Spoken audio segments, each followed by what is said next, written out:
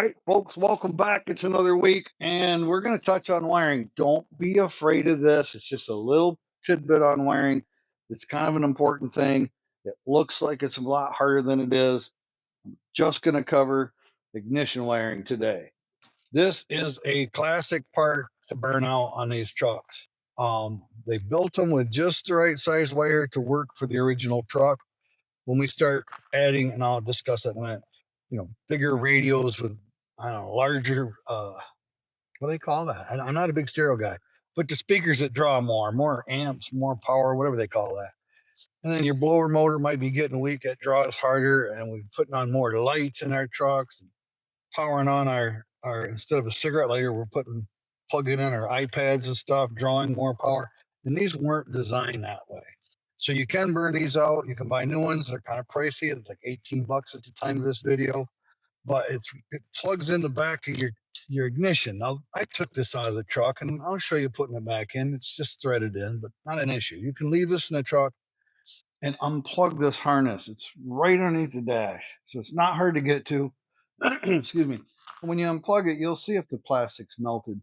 Even if the plastic isn't completely melted away and ruined, it overheats those contacts, and you'll get loose contacts. Now, I do something I'm not necessarily going to suggest that you do, but knowing that the issue is these prongs to contacts is probably the biggest issue. A loose connection creates a lot of heat. Rather than using a dielectric grease, because I'm not worried about corrosion so much under the dash as I am conductivity. So I use a conductive grease. You got to be careful with it. If you choose to use it, you can't let it go. Like if you just mud it all in there, you can get some connection between two wires in those contacts, and that'll cause goofy troubles because it's only a light amount of power, can confuse you. So I'm not trying to tell you to do that. But if you use conductive grease, make sure it's very clean and they're very crisp in between. I'm not going to cover that anymore, so I suggest in general you don't. You take this plug and it just plugs right in there and you're all done. When you find this burned out, you're going to want to cut all the wires off and hook them up color to color. Don't do that because the colors aren't going to match. I don't know why colored wire is so complicated for companies, but they can't seem to use the same colors. Now, part of it is because year by year, the colors GM might have changed some of the colored wires. So it's a complicated mess. We're going to make it super simple. This part is not. I mean, you look at all these wires here. Where do they all go? It's not that bad. We'll go through it. I just kept some notes in case I make a mistake. It's hard to remember all this. We're not going to get into this wiring today at all, but this is Tom's original end, which I'm not replacing. It's not burn or charred, but I got it here to show you that the colors are not the same on the replacement, and you'll have to work through that. I'm going to make it easy for you. Just check it out. Be patient. The red wires, there's two of them. They hook to different terminals. It might confuse you as to which one's power in and power out. It doesn't really matter. They're both the same. They're connected the same internally. So these two red wires are really just one. That's the incoming power, if you will. But you can branch off this and use it for other things if you like. Pre-ignition power comes from the fuse box. Let's not get into that. The next thing that confuses people is, I gotta look, these two brown wires and these two green wires. Now, these two green wires come out of the same plug, so just assume that's one. These two brown wires come out of the same plug, so that's just one. These two brown wires, I know, more brown wires, come out of the same hole. That's just one. So instead of having 10 or 11 wires here, we've only got 1, 2, 3, 4, 5, 6. We've lowered our number down. These two, I gotta look, the two brown wires next to the green on this, again, it's a little different on other ones, but this is what you're going to deal with. These two brown wires are just for the light on your dash. It deals with the brakes. If your brakes go out, there's an emergency light comes on in your dash. You may notice that when you turn the key to the start position, that your dash lights will come on intermittently while you're started. That's just a bulb check. That's what these two wires do. You may or may not even care. If you have a gauge, you don't even use these two. So let's get them out of the way. The green wires, guess what? Just grounds. So them are out of the way. Good golly, we're down to just 4 wires now. A little bit confusing, but let's get the easy one out of the way. We all know purple wire, and if you don't, purple wire is your starter wire. That goes to the solenoid inside your starter. Now, it has a way to get there, and it's got to go around a million spots. But if you don't know your wiring and you're having problems with your starter not getting power, you could just run purple from this all the way down to your starter, and it's going to start.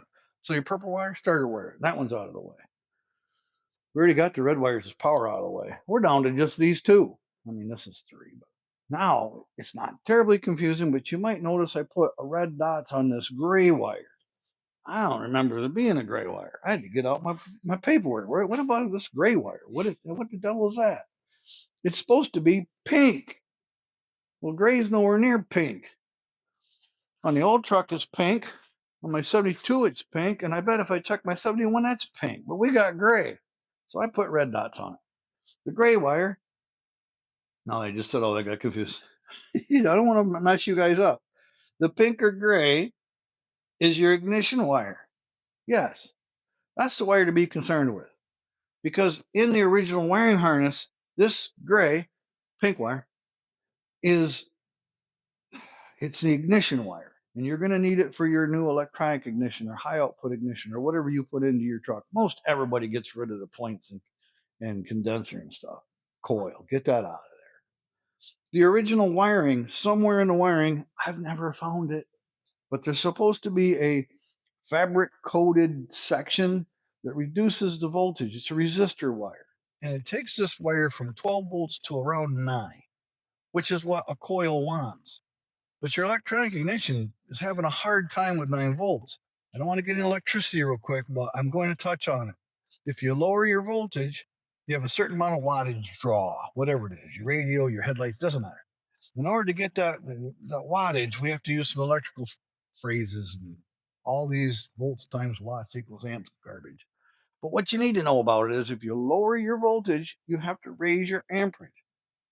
And vice versa on these brand new trucks with all this electronic ignition. What they've done is raise the voltage, push it up to that 13, 8, 9, 14 volt area so they can draw less amperage. They can use smaller wires. The electronics like more voltage. So this pink wire that looks gray right here, be a good idea for you. If you ever get involved in wiring, just go ahead and replace that with whatever wire you got, mark it, put a brand new hard wire right through to your ignition system.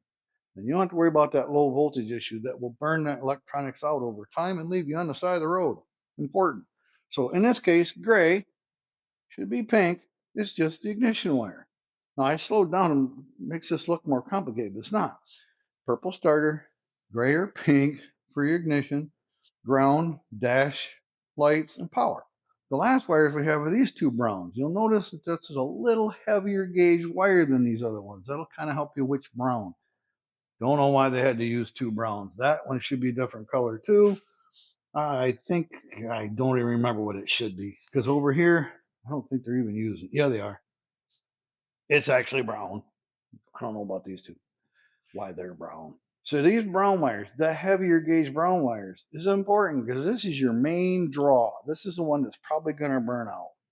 These wires run, I know it's your radio and your heater, but I wrote it down. Wipers, radio, heaters. This is all the stuff that either turn it backwards or turn it forward that runs the majority of your truck. So these two wires are the important ones that pretty much run everything. As you add more powerful things to your truck and you keep using, this is the only spot right here, this twin set of wires. You put a lot of draw on these, you're going to create a lot of heat going through your ignition. Today's not a wiring day to cover all that, but I wanted to cover this with you. It's very simple. It's not a big deal. What I like to do is take these two wires and hook them to a solenoid or a relay, something that can handle more power, and just make these trigger wires for that relay. And you can run anything you want to on your truck. Maybe you could even put 2 or 3 relays on there, whatever you need. So there's a quick, easy breakdown to that. It's not that complicated. Wiring diagrams are hard to find online. If you get in a pickle and you want to go through this again with me, I'll go through it again, but you can watch this video and it tells you where all those go. Not that bad. As it turns out, if I was going to replace this on Tom's truck, they're only using 1, 2, 3, well, I guess 5 wires, including the ground, instead of 10. So handy, 18 bucks if you need it. Don't be afraid of it. I also, on the ignition switch, these rarely go bad. This is Tom's original. Now, he didn't have the key to it. I haven't found it anywhere, never seen it. No big deal. I just drilled it out, put a new one in. Didn't want to do that on YouTube so the world could see how easy these are to drill out. I shouldn't even have said that. But if you know where to drill, it's pretty easy. If you don't know where to drill, you're just going to make a mess. But in all reality, keep this in mind with your trucks. You don't need to hot wire anything. You can reach under the dash, unplug this, and just put power to that starter wire and power to that gray wire. That's how the TV was always. They get on there and wire them together, twist these two knobs, and basically, I'm teaching you right now. I'm going to shut up. But everything you need to hotwire the truck is already here. Just leave that alone. So I got new switches. Now these are $60. I said switches. I meant keys and tumblers. $60 for the set. They come with black covers because that's what Tom wants. They come with new keys. You get your original round door key, the square ignition key. On a 67, 68, they use an octagon key. They look cool, but they're not as easy to turn. So this is what comes with the black set, so it doesn't matter. They also throw in a locking glove box. Now, it's not locked. It just doesn't work. I mean, it kind of gets hung up. So the fact that it's not very smooth, I probably wouldn't want it in my truck.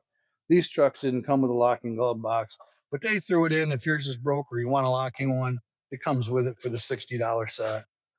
Pretty handy, pretty nice. Again, I said these don't go bad. So when you're doing testing, you got your backwards turn. You can do it right in your hand with a multimeter. They're $6, $7, and you can test each of your wires and your connections to make sure when you turn it to start that it contacts that purple wire. It can all be tested. Really, it's not that hard. Just get a meter, take a few minutes. All you need it to do is the contact continuity. You can test everything. So I just wanted to open with that and tell you guys, don't be afraid of this. It's just one step at a time, one wire at a time. It's pretty easy. What I've been working on, other than the 1971 is C10 in Spanish gold. We'll talk about that in a minute. I've done enough talking. Let's go over here and get some work done. But I've been working on my air conditioning. Putting things back together. I'm a little slow because I got to paint this and I got to check that. But I want to show where I'm at. So let's get over there. Okay, back over here to the 1972 in Avalon Green. Avalon Green. I didn't tell everybody this. I've answered a few comments on it, so I might as well address Avalon Green. Listen, I don't know what the original green color to this truck was. I looked it up once. It's something boring, medium green or something. But when I think I took a whole fender in, but it doesn't matter. No, I took the whole truck in and I had them paint match, photo, digital, computer, whatever. And they paint match this color. Now it's been repainted, but the tailgate's the original green, and this is the same shade. So the guy looked it up on the computer several times and he said, listen, it keeps coming up Avalon Green. I'm like, that sounds like a cool name. Let's roll with it. He's like, well, if we mix that up exactly to Avalon Green, I think it'll match up better than trying to blend it in. So that's where the name came from. I've looked it up. It's a name that goes way back. Look it up yourself if you're interested. I know BMW used it, a couple other companies, but that's where the name came from. I didn't make it up. I don't make up much of anything. So the only reason I didn't bring in for the front core support that I rebuilt and we repainted together however long ago is because it's a struggle. You kind of need three hands and two people lifting up the radiator and wiggling it in there and getting the bolts in correctly. It's just a lot of struggling. And as much as you guys love watching that, I didn't feel like videotaping the backside of me cussing at it. I didn't really swear at it, but yeah, sometimes. It's a tight fit. You got to jiggle and think it's not going to fit and how to ever get it apart. And then it just kind of goes into place. So that's in there. I still have to put the corner supports on, the core supports and straps from the top here. I did put the evaporator back in and the cover back on. They don't sell the seal that has a string inside of it, like I took out. Can't find that anywhere. I understand. You probably should take some butyl, just roll it into little tubes and use butyl around it. That would be the proper thing. I think would be the closest to original. I'm out. There's probably some in Tom's air conditioning kit, but that's Tom's. So I just use some caulk. I let it set up a little bit for a couple hours before I put it together, just so I wouldn't get a really good bond. I don't need a bond. We just want to fill the gaps so the air don't blow out of it. So that box is back together, and I thought, cool, I'm going to start videotaping this in front of this. The box is back on. We're going to put the fender on. No, we're not putting the fender on. I forgot to do some stuff. So I'm just like anybody else. Let me show you. So I was getting ready to put my fender back on it, and I had totally forgot that I got sawdust down here to catch my drips. I had totally forgotten that I needed to tar coat this. You know me, you got to be ready for, there's a drip there. You got to be ready for rust. So I went ahead and tar coat it now. It's a little heavy, got some runs in it. You can't see it. I wanted it heavy. So that's done. Now we got to put on the inner fender. Well, wait a minute. I forgot stuff with that too. So this core support over here, I'll turn you, we had redone, if you remember back, and I didn't, right down in here is your bolts that hold the inner fender on. I only have one bolt because the other two are rusted out. Now I rebuilt the metal, but rather than to do a bunch of measuring, I figured I would put the inner fender in, put the outside bolt in, and then I can mark it. Take the inner fender back out, drill those holes, and decide what I'm going to do there. I could use nuts and bolts. I could use zert nuts. I don't know what I'm going to do, but that needs to be done. So I thought, well, doggone it, I'm not ready to show that yet because I got to do that twice. But that's okay. We got something over here. This is the inside of the 72 Green Truck's fender. I had forgotten to put these on and to show you guys. I just bought a whole bunch of these. This is the original. It's a little rusty, but it's in good shape. And what they had done is this is a split washer, slip-on nut, whatever you call it. So they took this and they welded this nut on to this thin piece of metal. And I've noticed sometimes these nuts will break loose and spin in there, and they're kind of frustrating. Now, these are original and they came out, I could just grease them up and reuse them. But rarely do I like aftermarket stuff. This is what they carry at my hardware store nearby. The same design as you see, but this nut part is stamped right into the metal. You're not going to spin it. You're going to have to break the whole thing. I'm sorry, break the whole thing. That's threaded. It's all one piece. It's not welded together. They're fairly inexpensive. I don't remember how much. So all you got to do is to remember this before you put the fenders all on because it's harder. That's all. They just slide on these. It's that simple. These are the original where these were at for holding the inner fender. And these new ones, they just work so well. The threads aren't boogered up. For a couple of dollars, I prefer to go this route. These go on nicely and they move pretty easily if you need to slide them around a little bit. But piece of cake, one-handed, left-handed even. I guess I could have counted them for you right there, but you can count them too. 7 of them. So by 8. Original bolts. We talk about that too. They got the tapered tip I kind of like, helps guide them in better, but look how rusty and nasty they get. They're really hard to get out after a couple years. If you ever have to work on this again, I just bought some stainless steel with the caps on them. I think they look nicer. You can put them with an Allen wrench. They're pretty tough. They'll never rust. A couple of stainless steel washers. I got longer ones in case I want to put it in and wiggle it. It gives you a little leverage, but you only need a short one to make it work. Plenty of room. You're not going to bottom out on anything. These thread in super nice. You got everything's new. You're not going to fight and be frustrated with it. So I might have an extra 10 or 12 bucks into it. It's worth it for me. So that's kind of ready to go back in. All right, this is the portion where we're going to get to work. I had to lay on the floor. And you guys know I don't videotape me on the floor because you don't want to hear me all my ooches and ouches and all that. So I put the inner fender in already once. And if you remember, I had one hole as an alignment hole so I could bolt it in. And then all I did was lay on the floor and drill up through the other 2 holes into my repaired portion. Once I drilled those out, I went ahead and put the zert nuts in there, but you could have just put a nut behind it. You can reach it. It's just hard to be on the floor putting the screws in and have somebody, so you don't want to have somebody stand there holding the wrench. So if you put a zert nut in, that helps. Or I could have opted to weld nuts on the backside, but then that would burn my paint. So I went with the zert nut. So now we're going to attempt to put this in for the final time. And I did tar coat it and it is dry mostly. So that's why I got gloves on. I've always got gloves on. All right, flip and fold and twist. You put some bubble wrap on the tire. I know it wasn't going to hurt anything, but that's just how I am. Now, these do fit. They're just not friendly. You kind of got to weasel it in there. They don't just slide in, is what I'm getting at. Yeah, see? Just a touch tacky. I think I ruined his shirt when I tarred it. Pretty common. You know, when you're painting, no matter how good you are, you're still going to get a little paint on you.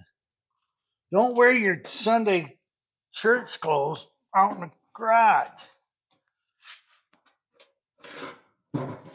That's pretty close to where it goes. We're just going to get this set in place. I want to get the inner fender on so I can get the outer fender on so that when I start running my hoses and putting all my tubing and stuff in for the air conditioning, that I have a place to mount it, or that I'm sure it's going to clearance. Yes, it'd be more convenient to work without the fender, but I don't know enough to know when to stop. Come on. You're not the only one that struggles with this stuff. What in the world? All right.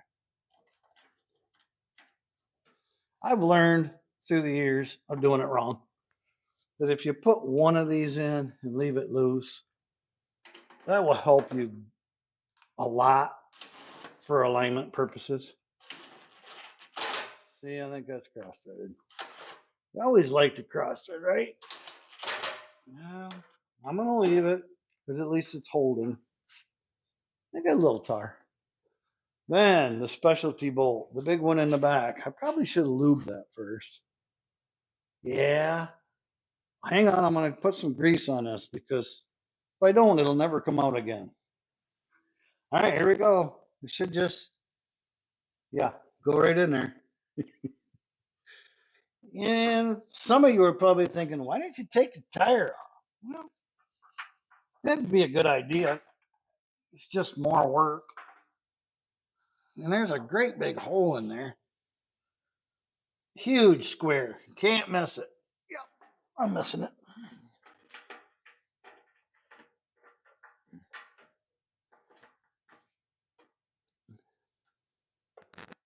Oh, I think I got it. I got it. I made that look easy. I never make stuff look easy. I always make this stuff look hard. That's in there. Now we can get this front screw straightened out.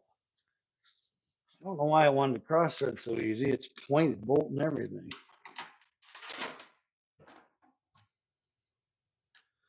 We'll try her again. First, I gotta reline it up again. Evidently, I don't know. I ran it. It must have been all right. Not a good idea to do that. All right. I'm going to replace all this. This hose, I don't know why I've been taking it out except it's full of antifreeze. I don't mind the valve.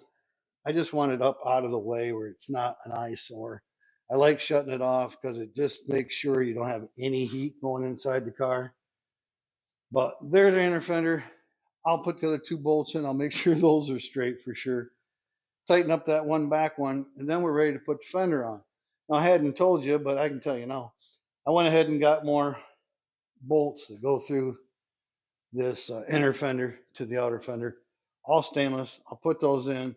I have to locate this large bolt here because I had to cut the old one, but that's just basically helps you align it to the door depth wise. Leave all your bolts loose till you get it where you want it and just go around and tighten them slowly. That's what I'm going to do next, and then I'll bring you back when I put the fender on. Okay, over here on this table, we're going to talk about doing that differential. Now, it didn't turn out that bad. If you get the right parts, it makes every job go smoother. And as it turns out, we got the wrong parts twice. I think I discussed that with you guys, but let me grab the box. So if you have a 1971 or 72 C10 with a 12 bolt original rear end and it has 373 gears, this would be the Yukon gear locker you want to buy. If you're going to do this, if you're just bound and determined to do this on your own like I was, I'll tell you how I did it. And no, I'm not going to tell you how to do it right. This is by far against all the books, against everything. You're not supposed to do this. But I'm going to tell you what I did, and you determine what you want to do. The locker you need for an original rear end is a Y, D as in dog, G, G, M, 12 for 12 bolt, T for truck. The last two models I got, this parts guy sent me one with a P as in Paul. That's for passenger vehicle. That was all my headaches. If you get the truck, you're getting the right one. Then it's a -4. That is for a 30 spline. If you have a 33 spline axles, you'll need the 3 and then 30-1. If that complicated or scared you away, good. It should. I explained it the best I'm going to. At this point, you take your old open rear end out. If you don't know what I'm talking about, you shouldn't be monkeying with this thing. I shouldn't be monkeying with it, and I know what I'm talking about. But if you're going to do it, pull out your pin. It has a set screw. I didn't remove it in front of you because I'm with gloves on. And all them parts will fall out of it. Spider gears, I think they call them. Doesn't really matter. At this point, you have just the differential carrier, I think they call it, on your bench. Put your new one right here that I don't have because it's in my truck now. Put your new one here, completely flat, absolutely level surface, or get you a micrometer so you can measure this stuff. The proper measurement gauges of what you're supposed to do, but I'm just telling you how I did it. Put the two of them on your bench, perfectly level bench. Then go on top of the bearing surfaces on both. And it should be perfectly level. If it's out of level, either direction, it's not the right length, don't do it. I wouldn't do it. So if it does level perfectly or they micrometer out perfectly, that's your first check. You have two checks to make. The next one is you have to take all these bolts out and with a brass hammer or copper, knock your ring gear off of it. So it doesn't have a ring gear right now because it's in the truck. But your new one won't have a ring gear in it. And at that point, you're going to take your same level and you're going to go on the bottom surface underneath here. And make sure that those surfaces are exactly level, perfectly level again. Or you could measure off of the table to the bottom of that face surface. Those are the two measurements to be concerned with on these. As long as they're exactly the same or as close to it as you can imagine, you can just take the new locker and push it up in there, bolt it back in. I'm not going to get into that because I don't want to get the wrong guys thinking they can do this. It's not proper. I can't tell you that enough. But if your new differential is the same size dimensions, you can put it back and it should work exactly the same because the dimensions are the same. It is pretty easy to do. Mine worked out great, makes no noise. The locker works great. I got away with it, and you could too. But that's as far as I'm going to describe that because I don't think we should be doing it, to be honest. Okay, folks, over here, you see we have the 1968 bright white box. Moved around again because I got myself in the mess with the 71. Couple issues with the 71 we're not going to address right now. But I wanted to tell you why it's here and why I've got more crammed into a shop I shouldn't even have with this many projects going at once. So we finished up the differential on the 71 and they sold me the wrong gasket as well, which, whatever, they returned it. I got the new one coming today. So the differential cover leaks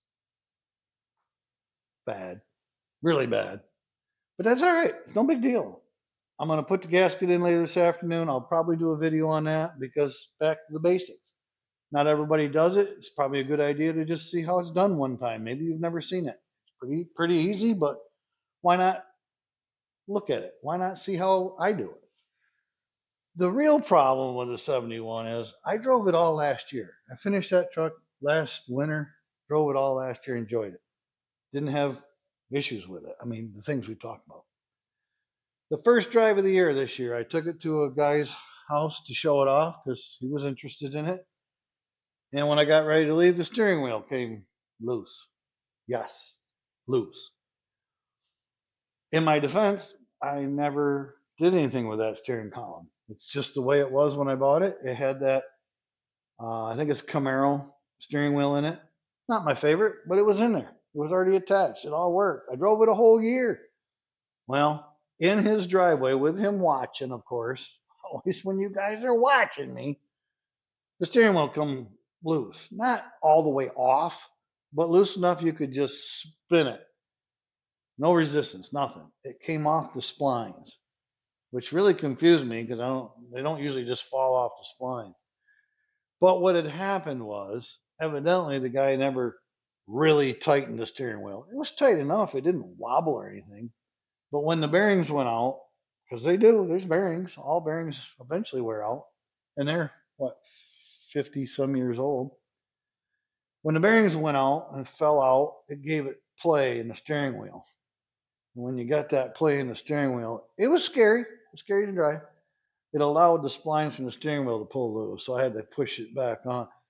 Yeah, don't drive them home like that. So we have another steering column to rebuild. We haven't even got Tom's done yet, which we're not going to do anytime soon because I'm going to use all those parts to get mine done so I can drive it, and I'll reorder him new parts. So that's what my week's entailed. So this is the mess I'm going to have at least until I do the differential and fix this steering column. I'm going to make videos on those because I think you guys would be interested. If you have one of these trucks and you get stuck in this position, what are you going to do? Even if you have a local shop that will work with you on these older trucks, the odds of them knowing how or willing to rebuild a steering column is pretty slim. So at least you'll have a video here, even if you don't want to do it. I mean, I don't want to do it, but at least you'll know how to do it, or you can see how I did it. I'll try to do it in one go, maybe 2 weeks, cutting it together. I don't know. Bear with me. But I'm excited to drive my truck. It's summer now. Heck, I used the air conditioner on the way home. It's hot. Okay, folks, you don't realize it yet, but working on a 1971 C10 in Spanish gold. I just got this out. I drove it one time.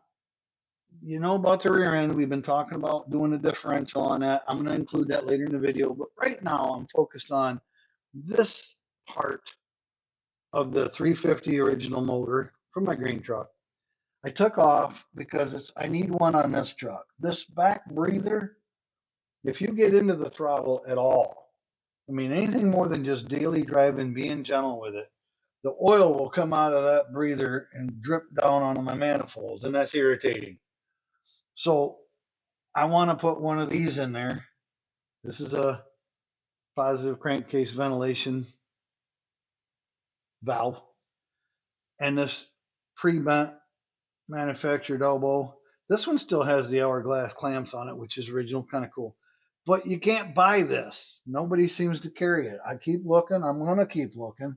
I can't find one at the junkyard, but I want one. Well, today I want to just see if it even fits because these are Moroso valve covers and that throws things off. So let me just see if it, before I go buying something, I've already spent a bunch of time looking. These just pop out. And that one has a really good seal, but still leaks because there's too much pressure. And I was afraid that was too big of a hole for this. Now I think they make different grommets, so it just more worries to my mess. I got to get the bigger one of these or a larger grommet that fits both. That's one of them. The truck's done. It's basically drivable, but I'm going to spend weeks getting one of these parts figured out so that I don't have this oil issue. But that's part of finishing a project. The last 10% takes all the time and effort, and it's just how it is because we can't go to something else necessarily to work on it because everything else is pretty much done. All right, folks, I'm back at Tom's shop working on a 1971 C10 in Spanish gold. I got a few things to show you. Got a new locking differential. We've got the ring gear pressed on and bolted in, Loctited. You know, orange Loctite, that's the way on. We're gonna put that together in a minute. We've been working on the transmission leak. So it wasn't my oil pan like I thought. Well, transmission fluid pan. It wasn't the intake like I thought. There's no leak in the input shaft or the filter housing. There's no leak in the back of the motor, which is amazing. Must have done okay on that. So where is this leak coming from? Sick of transmission fluid all over the floor. I can show you some video of that, but we're not going to. This is what Tom found. I didn't even think about the shift down cable. It's mounted right above the pan. So it's the same place that the fill tube is mounted. That's why I thought the fill tube leaks. It's more common. But here's our problem. This is the downshift cable. It goes to your throttle up here. Down here is where it goes into the transmission. And this is what I wanted to show you. It's plastic, of course. Me, somebody else, doesn't matter. We're not worried about blame. The plastic end of that, can you see that? I don't know if you can see that. This is the O-ring that seals it, and there's just a single bolt that goes through and holds it. There's no clamping force necessary because the O-ring holds it. Can you see how that plastic broke? There, I can show you. That's broke off. That's not ever going to seal.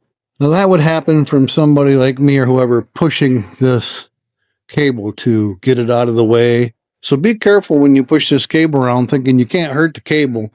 You can break that in. And I thought it was very important to show you that. So, got a new one on, put it in. You do not have to pull the oil pan. We learned that after the fact. Now I'm going to clean out this housing up here and we're going to start working on putting in the locking differential. No, I'm not going to videotape. This is something that I'm telling you not everybody should do. But if you're a home mechanic and you think you can tackle it, it's not crazy hard. Getting all the adjustments perfect is going to be difficult. I have a special tool. I don't have it out right now to show you. Not expensive, 30, 40 bucks. It's a good tool to have anyway. And I will show you or explain that part later. It's when you put in, I think it's the pinion. The ring is the ring. When you put this back in the housing, it goes straight forward, and this is where your universal attaches to go to your drive shaft. This has a nut and a crush sleeve on it, and the torque on this is very specific. The rest of it, not crazy, but this is very important. So if I don't show it to you later, I'll show you back in my shop how you do that. But everything looks in good shape. We're going to put her back together, and I'll show you some more later. That's what I got for you, folks. Again, it's not my shop. I'm not sure how well you can hear me, but thanks for watching. I'll bring you back. And let me take 2 seconds to show you the 1968 Corvette black, all black, convertible. It's the one with the steel bumpers front and back. It may not be everybody's favorite, but the 68 is very unique and it's for sale. All right, gotta go. So what I want to do right now is kind of anchor this in before we start monkeying too much with that fender. Now I say anchor, I don't want it tied down.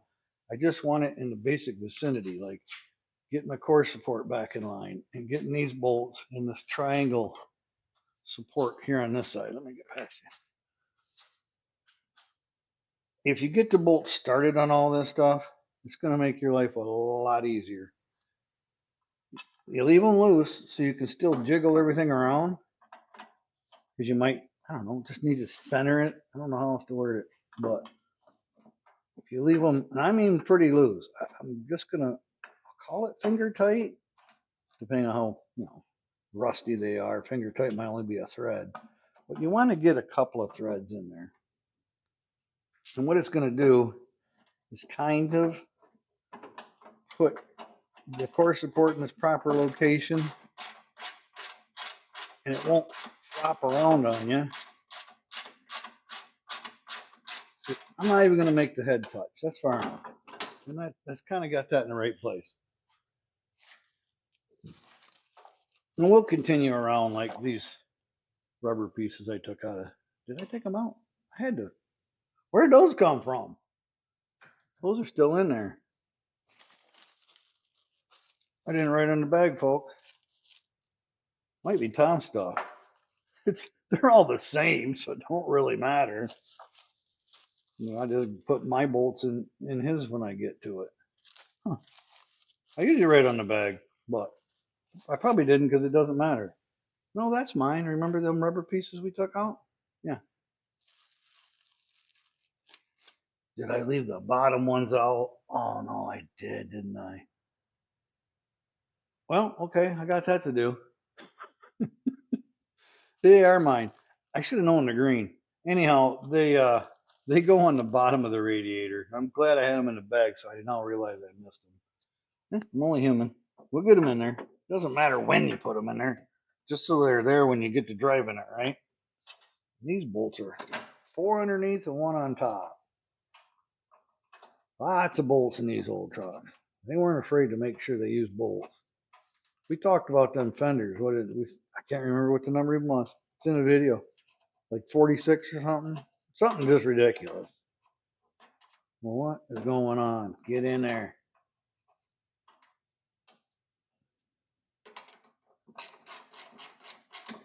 This one will give you a good idea of what I'm talking about. You want it tight enough that it stays in its place, but still has plenty of movement for adjustability. I'll put the rest of those in when you're not with me because it's just putting bolts in. You want to watch me struggle trying to get these in? I'm not sure I want to do that in front of you. Maybe it'll be easy. Yeah, probably not. You need somebody to lift up on the radiator while you slip them in there. Yeah, that's not going to be fun. Yeah, I'm going to turn the video off, folks. I got work to do. Don't forget to put these in before your radiator.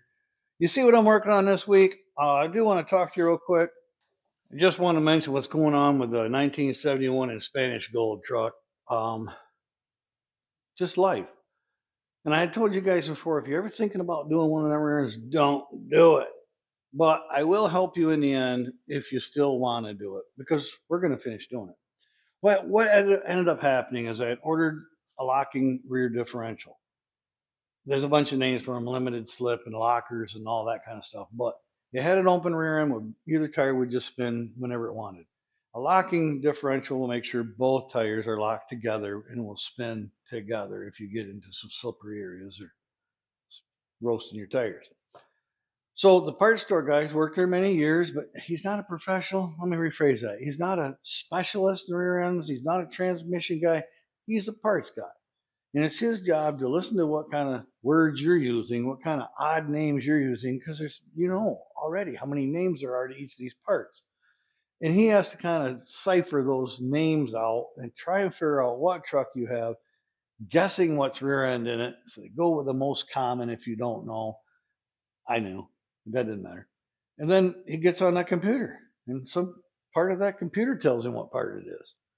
And we're living and learning. So he had got me a differential. It didn't fit. I went back to him. He looked it up again. He spent a bunch of time on it. It kind of sucks because it didn't help him. He ordered me another differential. That one didn't fit either. But at least it was pretty close to the same as the first one. So he was on the right track. Rather than to give up, tear the truck apart, and take it to a rear end specialist that is in our area, well, he's in Eaton Rapids. I'll tell you that right now because he deserves a shout out. It's Riverside Gear and Spline? Riverside Gear and something. I got it wrote down, but you'll find him. It's in Michigan, and maybe it's Gear and Axle. I called him on the phone. I hate bothering guys when they're working. Just like me. The phone was ringing all the time. I couldn't get nothing done. Somebody get come out and ask me some questions, not paying my bills. But I was going to be that guy. So I called him quickly. I had everything in order. I had all my stuff laid out. So whatever question he had, I wouldn't keep him waiting on the phone. I could just show him, read it to him, tell him. It was less than 5 minutes. So if you're going to bother somebody, be prepared. It's the least thing you could do. I called him. He says, just read me off the number of the differential that you have. And I started reading the letters off, YGG 12T something, 12P. And he stops me. Hey, whoa, P. I said, yeah, it's a P, like as in Paul. He said, well, that one's for a passenger car. I don't know. He's like, yeah, just get the same number, one with a T. Oh, okay, that's for truck. Well, that makes sense. Then he says, what's the next digit? I said, well, 3. He's like, no, no, you're going to need the 4. And he explained it had something to do with the axles. Back in the day, the 373 rear end trucks, they used a number 3, which was for, no, they used a 4. See, that's why I'm telling you, don't get into this. It's confusing. The number 4 is for the original axle. I think it's 30 spline. And then an aftermarket axle, they went to 33 splines, hence the number 3. So if you order the 12T, 12 is for 12 volt, 12T3, you'll get the one for the 33 spline, and it's not the one you want. You need to get the one with the 4 for 30 splines. I don't know. That's why I'm telling you, it's a complicated mess. If you're going to do it, it's going to be a headache, but you can get through it. We're going to finish that truck up this next week, and I'll do videos on that. But meanwhile, thanks for coming. This is what I'm working on this week. Next week, we're back to 71. It's going to be some kind of C10, C20 somewhere out here in the next week or so. Thanks for watching. I appreciate my new subscribers. Comment all you like. I sit around at night and I answer them. It'll be fun for us. Meanwhile, guess what? I gotta go.